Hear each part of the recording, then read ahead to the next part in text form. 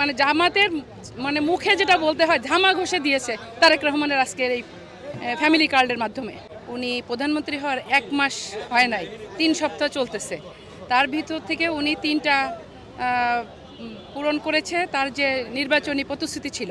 তার 1 নম্বর ছিল কৃষকদের সুদ মাপ, সেটা তিনি 10,000 পর্যন্ত কৃষকদের সুদ মাপ করেছে।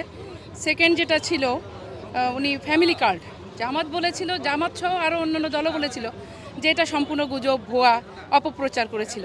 কিন্তু আমার যে দৃষ্টিতে যেটা দেখলাম যে তারেক রহমান ফ্যামিলি কার্ড 3 সপ্তাহের ভিতর সে এই যে গরিব দুঃখীর হাতে পৌঁছায় দিয়েছে এবং আজকে সেটা উদ্বোধন করলো।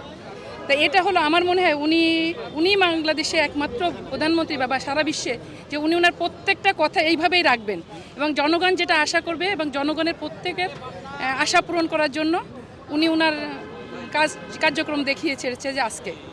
আর তারেক রহমান ফ্যামিলি কার্ড দিয়েছে গরিব দুঃখীরা। আমি আজকে টিভিতে প্রোগ্রামটা দেখেছি, আমার এত ভালো লাগছে। 1 মাসের বাচ্চা, শিশু বাচ্চা নিয়ে অনেক মা রোদে 2 ঘন্টার উপর দাঁড়ায় আসছে এবং প্রত্যেকের মুখে হাসি ছিল, অসম্ভব খুশি।